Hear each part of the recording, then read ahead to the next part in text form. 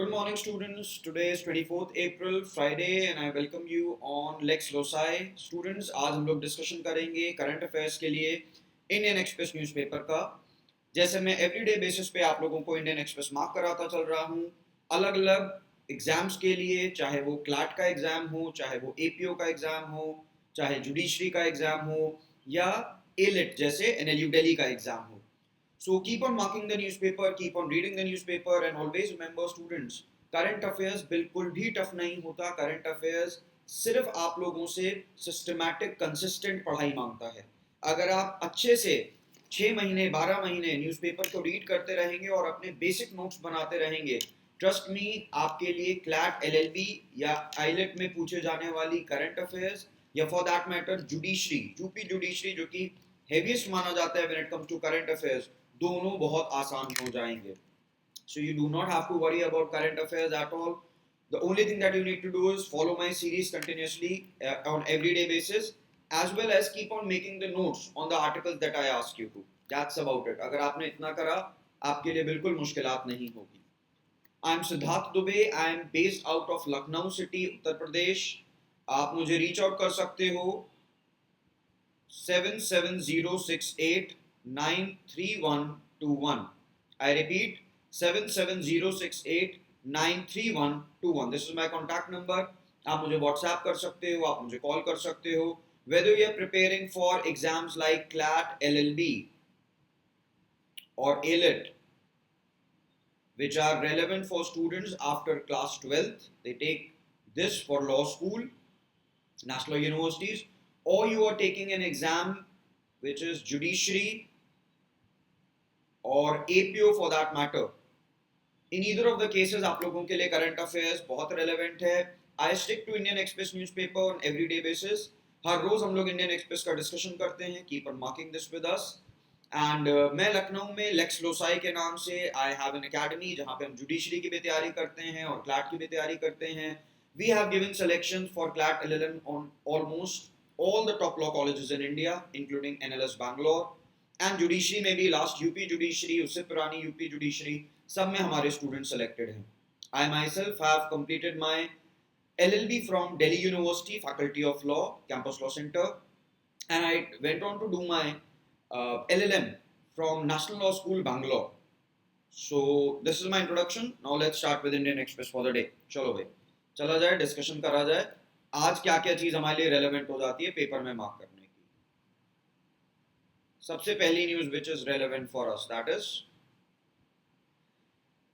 92.9% voting in Bengal and 85.1% in Tamil Nadu.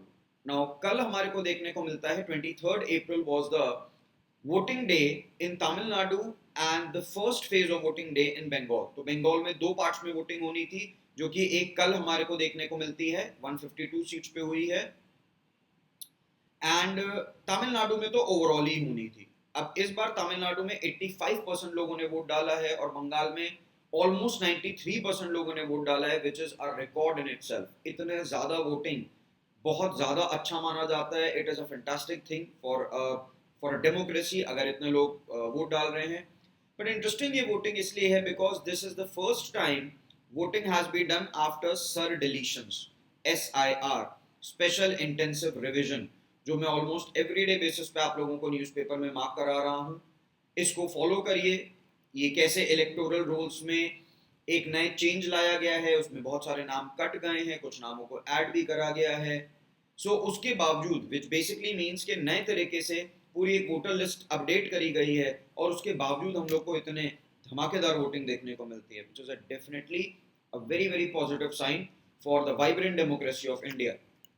बिल्कुल भाई, follow करो आप इसको। एंड ये भी न्यूज खत्म नहीं हुई है इलेक्शंस की, याद रखना, ये भी चलते रहेगी कुछ दिन तक। आगे चलते हैं हम लोग नेक्स्ट। नाउ मैंने आप लोगों को पहले भी मेंशन करा हुआ है कि आप लोग को एंथ्रोपिक क्या कंपनी है इसके बारे में मालूम होना चाहिए।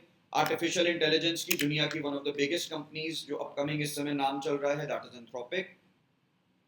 इन लोगों का एक है, मैं मार्क करा देता हूँ, एंथ्रोपिक्स लेटेस्ट AI मॉडल माइथॉस।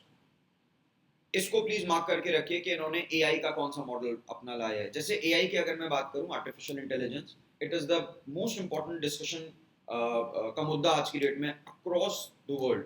सो जब हम लोग बात करते हैं चैट जीपीटी की, जेमिनाई की वगैरह वगैरह, इसी तरीके से एंथ्रोपिक एक कंपनी है जिसका एक मॉडल है जिसका नाम है माइथोस। अब ये बोला जा रहा है फाइनेंस मिनिस्टर के द्वारा, निर्मला सीतारमन जी के द्वारा, कि ये जो पर्टिकुलर एआई है ये इंडिया के फाइनेंस स्ट्रक्चर में रिस्क क्रिएट कर सकता है, प्रॉब्लम क्रिएट कर सकता है। सो वैसे अभी तक शायद माइथोस हमारे लिए रेलेवेंट ना होता, बट अब क्योंकि फाइनेंस मिनिस्टर ने इस तरीके की उसके बारे में ऑब्जर्वेशन दी है, बिकम्स वेरी रेलेवेंट फॉर अस। इसको आप बिल्कुल मार्क करके रखिए फॉर एनी एग्जाम्स में। जनरली अगर कोई ऐसा होता है जो स्पेसिफिकली जुडिशरी के लिए अलग से रेलेवेंट है तो मैं पॉइंट आउट कर दूंगा, बट अदरवाइज आप याद रखो इस वीडियो में मैं judiciary, CLAT LLB, AILET, APO सबके लिए कॉमनली बताता चल रहा हूँ। News is news, always remember, news नहीं चेंज होती चाहे हम किसी भी लेवल का एग्जाम दे रहे हो। हाँ, डेप्थ में फर्क आ सकता है but the news remains same. Now after CWG Commonwealth Games, Olympics pitch, India now targets 2038 Asian Games. So अगर आप लोगों को आइडिया हो, इंडिया को ऑलरेडी 2030 में कॉमनवेल्थ गेम्स होस्ट करने का मौका मिल चुका है।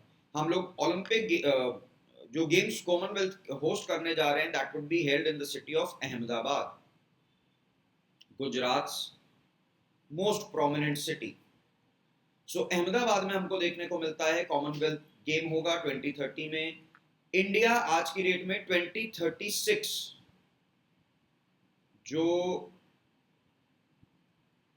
जस्ट अ मिनट 2036 का जो ओलंपिक्स है, जो कि दुनिया का सबसे बड़ा गेमिंग इवेंट, स्पोर्ट इवेंट माना जाता है, उसके लिए भी पिच कर रहा है और वो भी अहमदाबाद के लिए ही कर रहा है।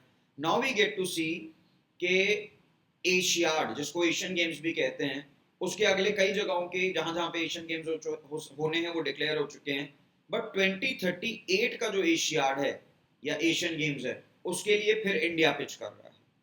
सो अगर आप ध्यान से देखें, सो तीन जो बहुत बड़े स्पोर्टिंग इवेंट्स होते हैं, पहला है कॉमनवेल्थ गेम्स, वो हम लोग ऑलरेडी होस्ट कर रहे हैं, ओलंपिक्स जिसके लिए हम बिड कर रहे हैं, और एशियाड या एशियन गेम्स 2038 हम उसके लिए भी बिड कर रहे हैं।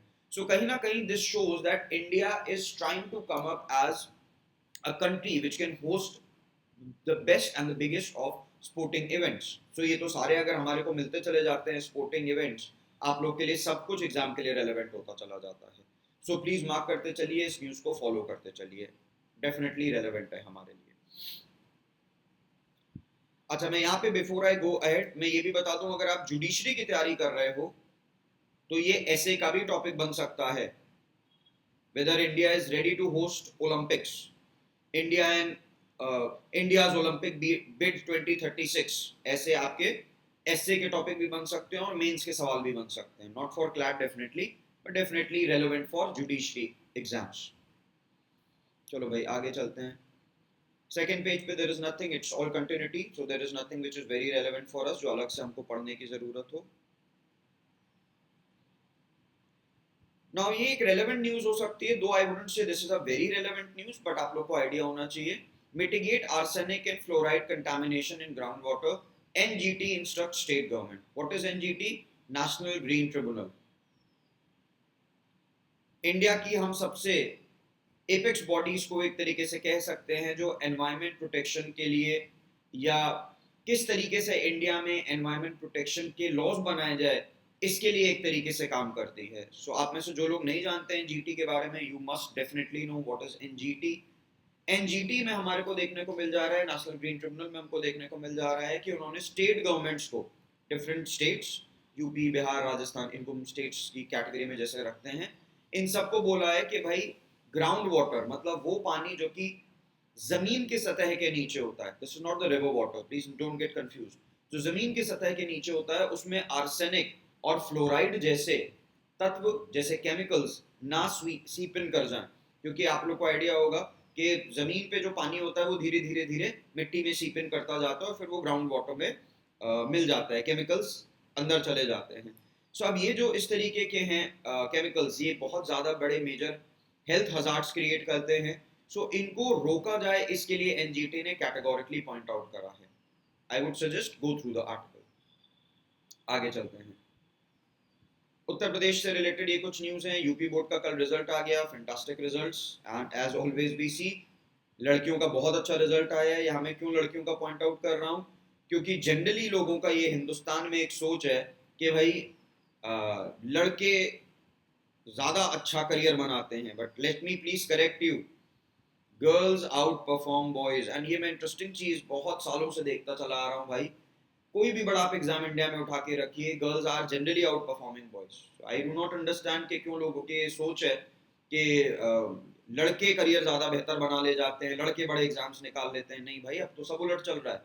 स्पेशली मैंने talk about exam like judiciary, जो आपके मेरे करियर से रिलेटेड है। मैं अगर क्लैट की भी बात करूँ, girls are coming up with fantastic performances in the exams. So ये तो डेफिनेटली हमारे दिमाग में सोच नहीं होनी चाहिए कि लड़कियां अच्छा रिजल्ट नहीं दे पाएंगी, लड़कियां उतनी मेहनत नहीं कर पाएंगी, अपने बड़े करियर नहीं बना पाएंगी। प्लीज हटा दो। अब यहाँ पे एक और चीज मैं आपको बता दूं, क्योंकि ये टॉपिक मेंशन कर दिया। देखो, वैसे UP board result is not relevant for us, but ये जो लाइन है ना, गर्ल्स आउट परफॉर्म बॉयज, हमको देखने को मिल जा रहा है कि लड़कियों ने टॉप, ये देखो आप, शिखा Verma tops class 12 with 97.6%. Kashish Verma and Anshika Verma ranked first with 97.83 in class 10. Look at these figures. Look at these percentages. Fantastic. कहाँ relevant है हमारे लिए?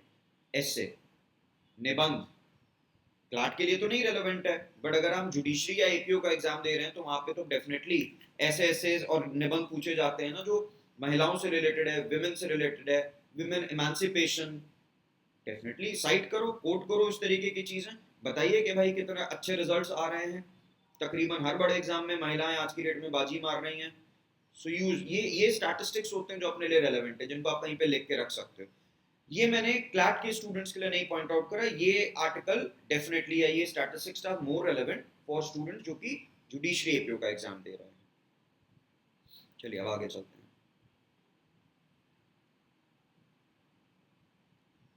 ये not not relevant for us, इन सबसे हम आगे चलते हैं। अगेन ये थोड़ा सा पॉलिटिक्स वाली न्यूज़ चल रही हैं, ये हमारे लिए बहुत रेलेवेंट नहीं है, इनको आप लोग स्किप कर सकते हो। सी ऑलवेज रिमेंबर, मैं रोज आपसे कहता हूँ, not everything that we need in newspaper is relevant for us.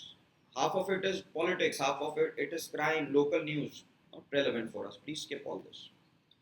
Now this is a relevant news, मेरी राय होगी, इसको आप लोग read कर लीजिए, whether you are taking CLAT or you are taking judiciary, any exam that you are taking. Why new SOP on noise pollution can be effective? Now SOP का मतलब क्या होता है? Standard operating procedure. जिन लोग को ना मालूम हो, let me just mark it, standard operating procedure. सो हमारे को ये देखने को मिल जाता है, दो ये आर्टिकल बेसिकली लखनऊ से ज़्यादा रिलेट करता है, but I am not asking you कि इस आर्टिकल को आप लखनऊ की नज़र से देखो। नो, दैट्स नॉट रेलेवेंट कि आप लखनऊ में क्या करा जा रहा है, ट्रैफिक पुलिस के द्वारा या पुलिस के द्वारा वो कैसे कंट्रोल करने की कोशिश कर रहे हैं नॉइज पोल्यूशन को। नहीं, ये आपके लिए जानना ज़रूरी नहीं, बट इन जनरल हम कैसे मानते हैं कि नॉइज पोल्यूशन कब होता है, उसके लिए क्या पेनल्टीज होती हैं इन जनरल, वो आपके लिए रेलेवेंट है। So I just point out noise limits defined. देखिए, इससे पहले भी रीड कर देता हूँ। Issued by Additional Director General Traffic and Road Safety A. Satish Ganesh to all district police chiefs, the SOP outlines enforcement measures, public awareness and initiatives, regulatory steps and legal provision under the Motor Vehicle Act MV Act. शायद आप में से कई लोगों ने MV Act का नाम सुना हो, नहीं सुना तो आप लोग को मालूम होना चाहिए।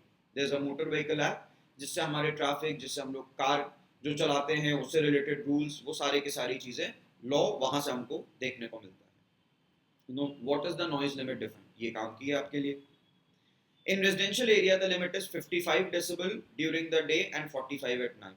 In silent zones, it is capped at 50 decibel in the day and 40 at night. Areas around hospital, courts, school will be designated at silent zone. ये सब टिक करने वाले points हैं।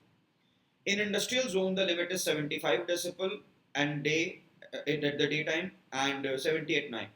In commercial area, it is 65 decibel at day and 55 decibel at night. Now, decibel शायद आप लोग को idea होगा, decibel वो यूनिट होती है जिसमें हम लोग नॉइज, जिसमें हम आवाज को मापते हैं, नापते हैं, वी मेजर इट। सो ये आप लोग के लिए काम का हो सकता है। You may also go online and check के क्या क्या लिमिट्स हैं, ये मैंने आपको बताया। साथ ही साथ यहाँ पे वायलेशन पेनल्टीज हैं, ये शायद आप लोग के लिए बहुत रेलेवेंट ना हो, बट नेवरदलेस एक बार रीड करने में कोई बुराई नहीं, to know about it, there is no harm in it. ये तो जो डेसिबल्स वाला ना, ये तो एकदम जेनरिक टाइप के सवाल हैं, मिसलेनियसली हमसे किसी भी एग्जाम में पूछे जा सकते हैं। चलो जी, let's go ahead. Decision 2026। Now this is basically जो इस समय चुनाव चल रहे हैं तमिलनाडु में एंड वेस्ट बंगाल में, ये उससे रिलेटेड है। Again almost on everyday basis पे मैं आप लोगों को मार्क कराता हूँ। टीवी के चीफ जोसेफ विजय के बारे में प्लीज़ इनका नाम मार्क करिए, इनकी पॉलिटिकल पार्टी के बारे में जाइए आप लोग। तमिलगा वेत्री कजागम, टीवी के स्टैंड्स फॉर, आप लोग को मालूम होना चाहिए। Then next we go ahead, not relevant. हाँ, अब ये जो सबरीमाला रेफरेंस है, women allowed in mosque but not through main road, AIMPLB to top court. No, इस आर्टिकल को आप लोग फॉलो कर सकते हो, whether you are a judiciary aspirant, APO, CLAT, AILET, आप सबके लिए बहुत ही रेलेवेंट होने वाला है। बट आप keep on reading the news, but I would personally suggest when the this decision, Sabarimala decision comes out, let's wait for that, because ये जो होगा ना, ये अपने आप में एक लैंडमार्क चीज हो सकती है।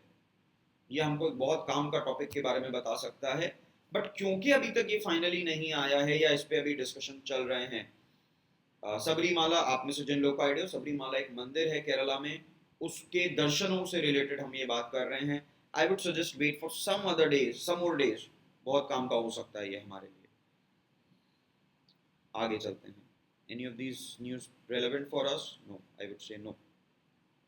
पॉलिटिक्स, भाई न्यूज़पेपर पढ़ें और ट्रम्प चाचा के बारे में कैसे ना बात करें। क्या लेटेस्ट न्यूज़ है? एक मागा इन्फ्लुएंसर है, मागा इन्फ्लुएंसर जिसको हम लोग कहते हैं, मागा इन्फ्लुएंसर का मतलब हो जाता है मेक अमेरिका ग्रेट अगेन। ये एक नारा था, मेक अमेरिका ग्रेट अगेन, जो कि दिया गया था by by Donald Trump's team, जब डोनाल्ड ट्रम्प साहब प्रेसिडेंट के लिए चुनाव लड़ रहे थे अमेरिका के। उन्हीं के टीम में से एक व्यक्ति है जिसने कमेंट करा है that India and China are hell hole on the planet. I repeat, India and China are hell hole on the planet. तो एक तरीके से बोला जा सकता है कि बुराई करी गई है हिंदुस्तान की, बुराई करी गई है चाइना की। ये जो पर्टिकुलर बुराई करी गई है, इस पे इंडिया कह रहा है कि भाई ये चीज गलत है, क्योंकि ये जो बुराई करी गई थी इसको ट्रंप ने रीपोस्ट कर दिया। तो क्योंकि ट्रंप साहब ने इसको रीपोस्ट कर दिया, तो इंडिया कह रहा है कि ये गलत है, इस तरीके के स्टेटमेंट्स आप नहीं दे सकते, रिस्पॉन्सिबल आप लोग को स्टेटमेंट्स देने चाहिए। ऑल्सो साथ ही साथ यूएस एम्बेसी ने डैमेज कंट्रोल करने की कोशिश करी है, और उन्होंने बोला है दैट जी ट्रंप साहब को तो लगता है India is a great country and India is a good friend of mine, Modi ji is a good friend of mine. दो अब वो डैमेज कंट्रोल कर रहे हैं। बट जैसे मैं आपसे कहता हूँ भाई, हमको तो देखने को मिलता ही रहता है कि ट्रम्प चाचा की तरफ से कुछ ना कुछ तो रोज नया होता ही रहता है। रेलेवेंट है, इसको आप लोग को ध्यान रखना जरूरी है। बगल की news, 22 Indians on Indian on ship attack by Iran in Hormuz, all safe. No, this is a continuing news जो चलती चली जा रही है। ईरान ने इंडिया बाउंड शिप पे हमला करा था, जिसमें हिंदुस्तानियों को एक तरीके से तो मैं कह सकता हूँ कि थोड़ा सा शौक लगा कि भाई ईरान कैसे हम पे हमला कर रहा है, ईरान तो मित्र है। ये सारी कहानी वही स्टेट ऑफ हॉर्मुज की है जो हम एवरीडे बेसिस पे पढ़ रहे हैं। वो पतला वाटर चैनल जो कि ईरान के कंट्रोल में एक तरीके से है आज की डेट में। आई वुडंट से कि इंडिया पे उन्होंने हमला करा ये रेलेवेंट है या नहीं, but almost on everyday basis I keep on pointing strait of Hormuz क्या है, ये भाई बहुत रेलेवेंट है। उसके आसपास कौन कौन से कंट्रीज हैं, ये बहुत रेलेवेंट है।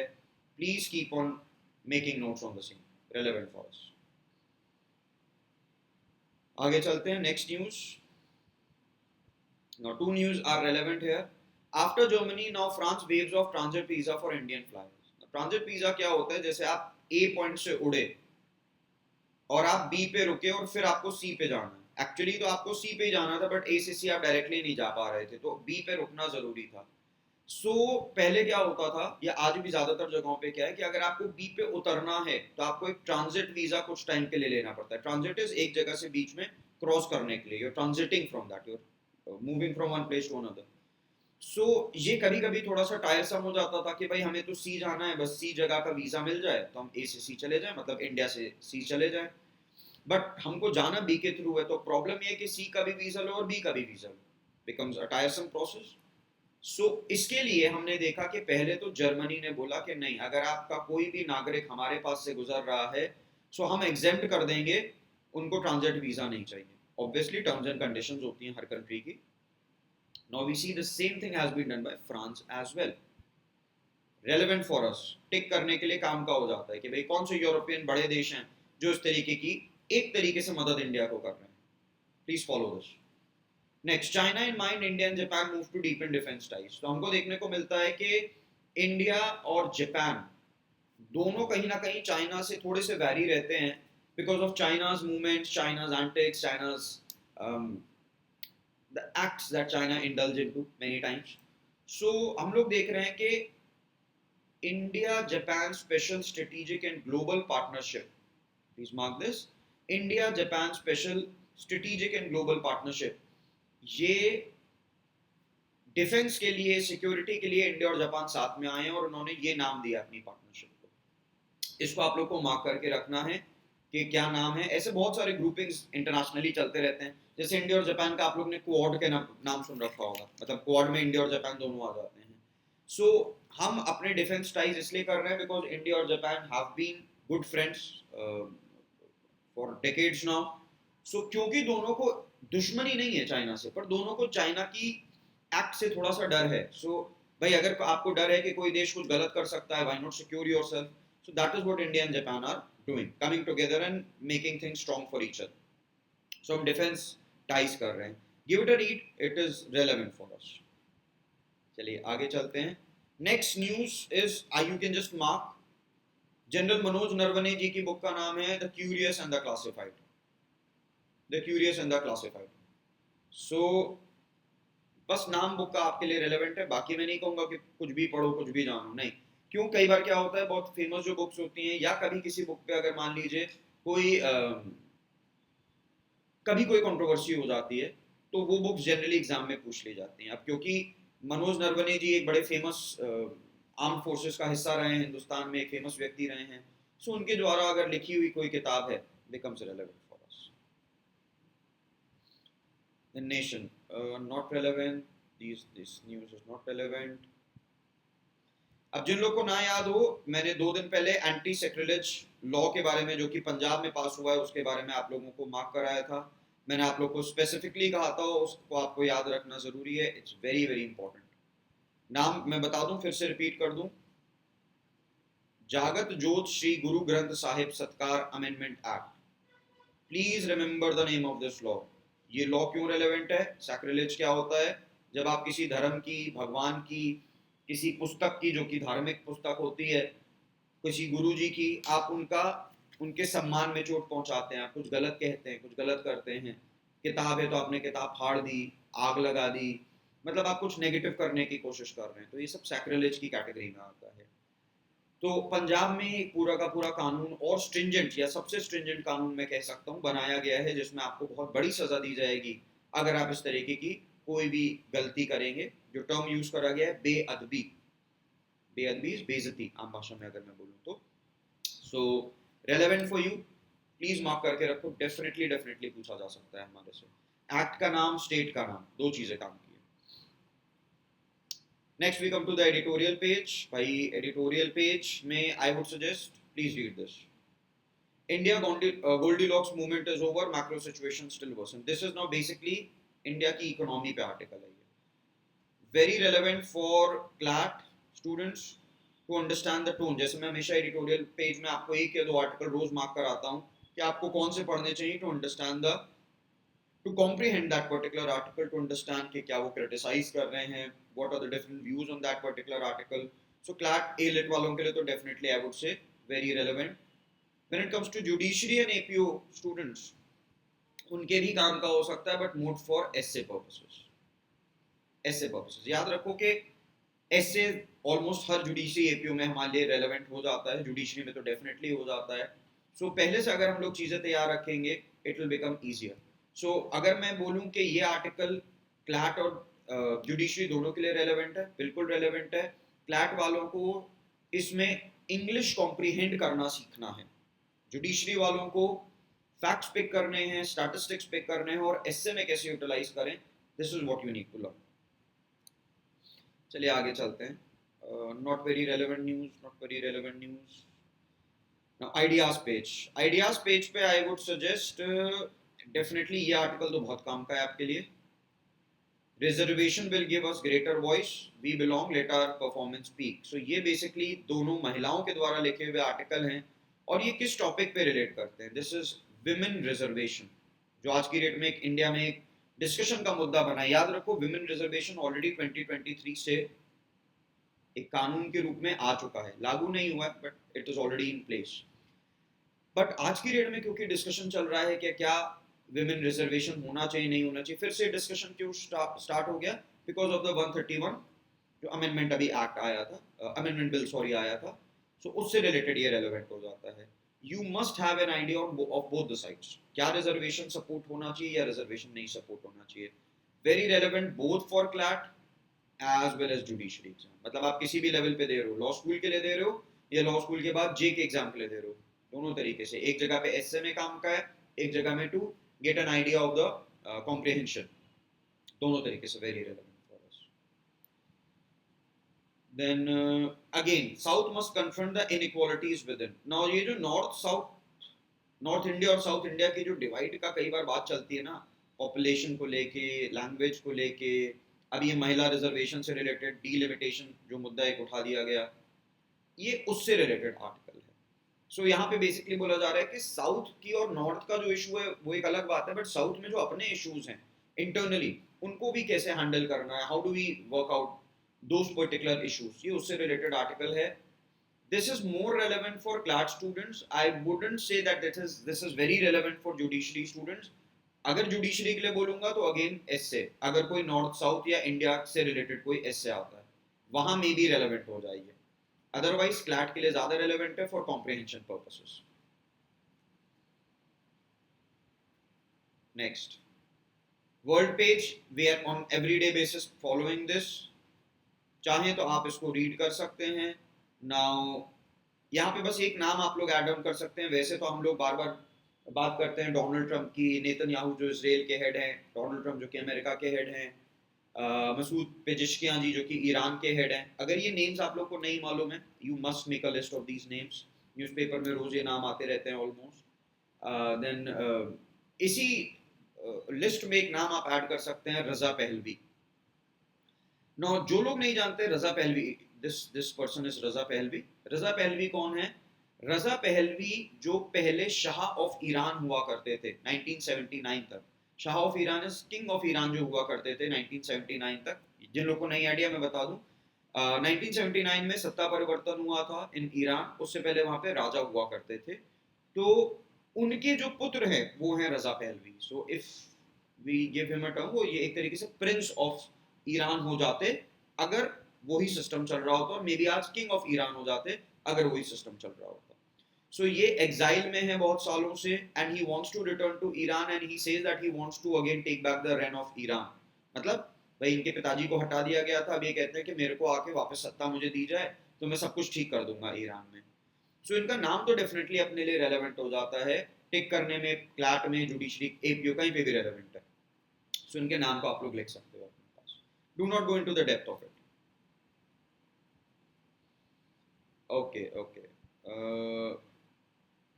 Any other news which is very... Warner Brothers shareholders back 110 billion merger with Paramount Skydance. अब I'm not sure आप में से कितने लोग हॉलीवुड मूवीज देखते हो, बट अगर आप देखते हो तो वार्नर ब्रदर्स और पैरामाउंट का नाम आपने जरूर पढ़ा होगा।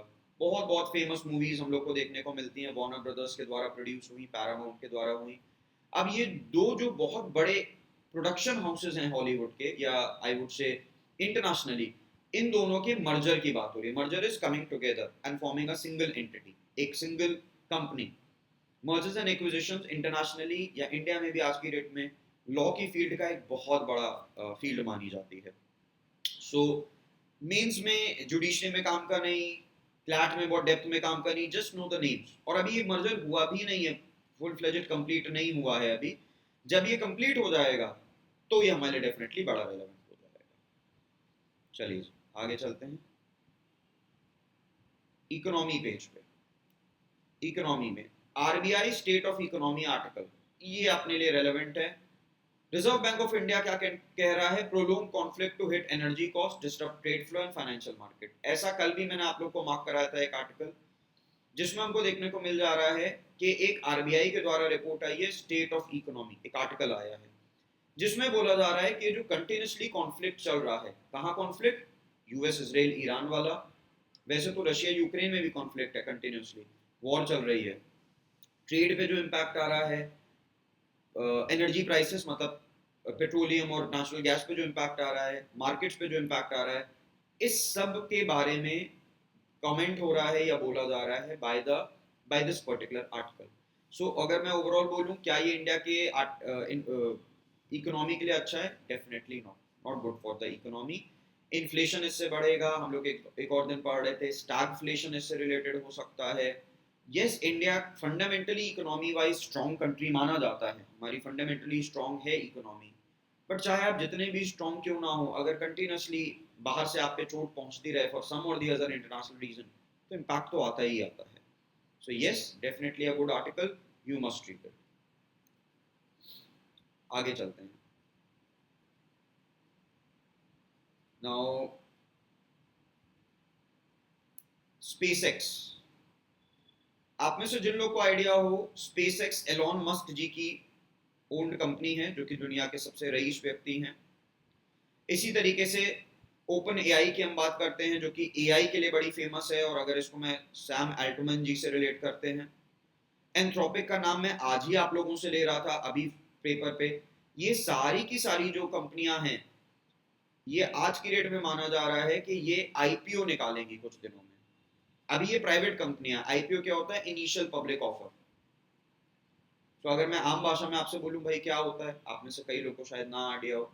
इसका मतलब होता है पब्लिक जाना, मतलब आपके जो शेयर्स अभी तक सिर्फ कुछ लोग ओन करते थे प्राइवेट कंपनी के, अब आप उसको पब्लिकली बेच दोगे और कोई भी व्यक्ति उसमें शेयर मार्केट में इन्वेस्ट कर सकता है। सो अगर ये आ जाती हैं कंपनियों के आईपीओस, तो ये बहुत बड़े आईपीओस होंगे, एंड ये बिलियंस एंड ट्रिलियंस में टच कर सकते हैं। So you should, I wouldn't say कि बहुत डेप्थ में जाओ, बट यू शुड नो कंपनियां का नाम क्या है, क्योंकि दुनिया की सबसे बड़ी जायंट्स हैं ये किस फील्ड में काम करती हैं और इनको चलाने वाला व्यक्ति कौन है। जैसे अभी मैंने आपको एलॉन मस्क का नाम दिया, that's about it. I wouldn't say इसके ऊपर आप लोग को बहुत डेप्थ में जाने की जरूरत है। We come to my favourite page in Indian Express, the explain page. ना, एक्सप्लेन पेज पे आज की डेट में क्या कोई बहुत रेलेवेंट है हमारे लिए न्यूज? आई वुड से कि एक न्यूज हमारे लिए बहुत रेलेवेंट है, what Pakistan stands to gain from Iran mediation effect.